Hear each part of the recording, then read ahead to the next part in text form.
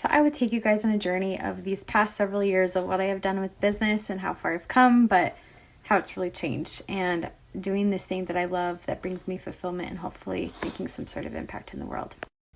So my favorite and best priority has been being a stay-at-home mom, and that has been my main job, and I've been so grateful to have that opportunity, and I really do feel blessed to mainly have that and that my husband can work, but then I have been able to make some money on the side through the years. My very first job being a stay-at-home mom, though, has been teaching violin lessons, and I taught violin lessons on and off for about 8 years. Just in between babies, I had to take breaks. But I started that even before I had kids. My husband and I were just newly married and in college, and that was one way to make some money on this side. And it was such a blessing to teach little kids. I love playing the violin. I was in the American Forest Symphony for almost 10 years, and I want to go back and do more of that. But since I've been doing business, I haven't been doing as much violin. And it was really fun to teach, and I really loved seeing the kids grow, but I found that I wanted to have more camaraderie with the parents and it didn't light my soul on fire. So I realized it wasn't something that I wanted to do in the long run anymore. I thought that would just be what I would do.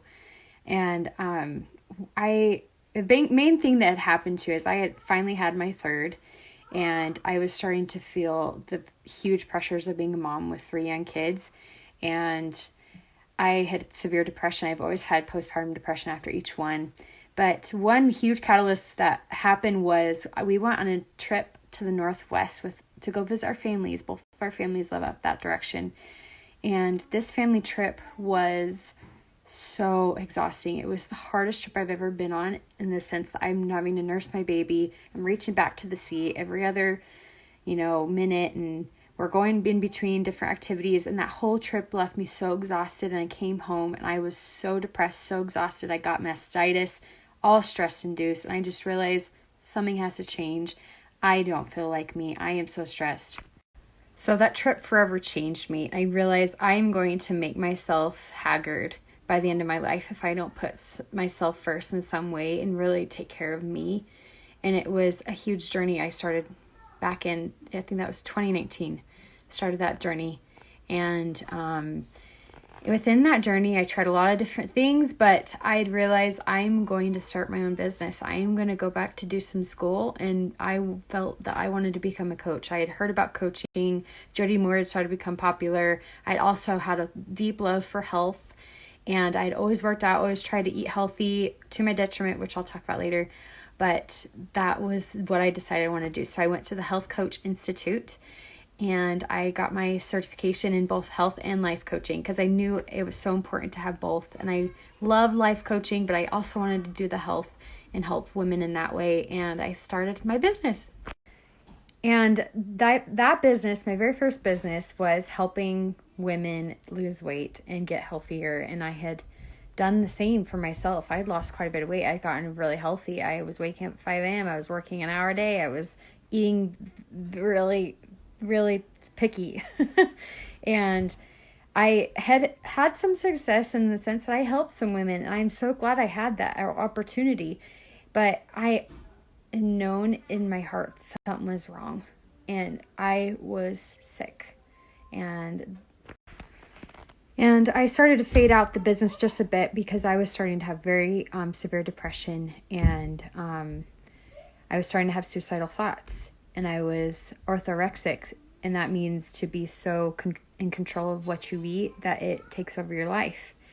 And I was having panic attacks, and I found myself in the psych ward in the summer of 2020. So I went to the psych ward, and they helped me with my medicine, and I had gotten some more help in some therapy. And I think just my whole life was coming down to this year. And of course, 2020 was really hard on all of us. And just trying to deal with my childhood traumas that I've gone through and all those negative patterns and thoughts that I've had in my brain, trying to get better with my own marriage. We had a pretty rough time in our marriage during that time, and I compared myself a lot to him, and I could not get better though. No matter what I was doing, it was not getting better, and I was still just as orthorexic and having those eating disorders. And I even ramped it up so much that I became raw vegan, and I was doing juice cleanses, trying to heal myself. and that's not going to do it. The only thing that heals you is Christ. And I had to go to a rehab in October of 2020, and I was away from my family for a whole month. That rehab was my Gethsemane, and it was the hardest times that I had ever experienced, and it was really dark, and I had some really hard times there, trying to get through my brain and getting out of those suicidal thoughts. And I was just there mainly for that, just that side of it all, not even for my eating disorders, because I had to get out of that survival mode. So I had finally gotten out, and I was feeling a lot better, and definitely got some help. I was feeling a lot better, and I could feel that Christ had healed me in a lot of ways, and I felt that power.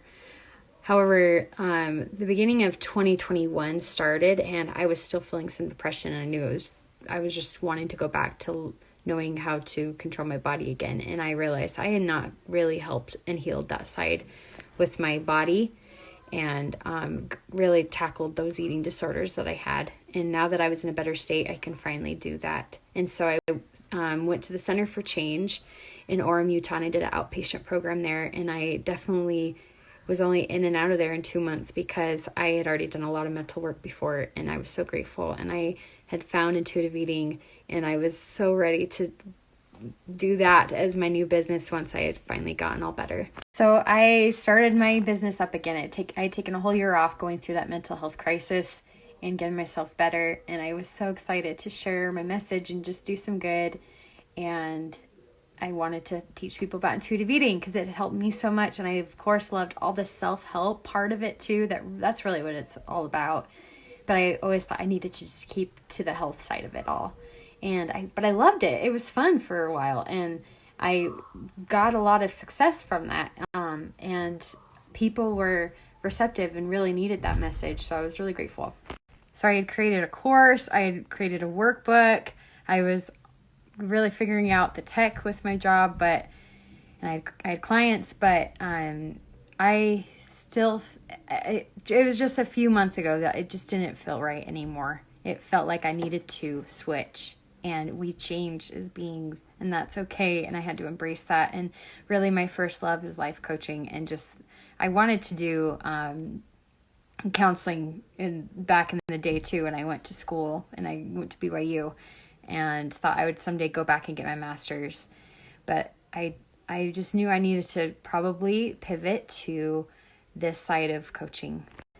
So after some self-reflection and taking some time to be still, I figured out what I wanted to do now, and to still coach and to still get that message out there, and definitely having more of the mental health focus, and to help people have a stronger sense of self, women in particular, obviously, but to then be able to connect better with others once they have done that. And I want to create community in a place that people can land here softly and feel that they belong, and be able to teach some of these principles of our mindset work that we can work on, that I have gone through myself, and definitely having Christ in the mix of that. So thanks for being on this journey with me. It's been kind of fun, and I appreciate you listening.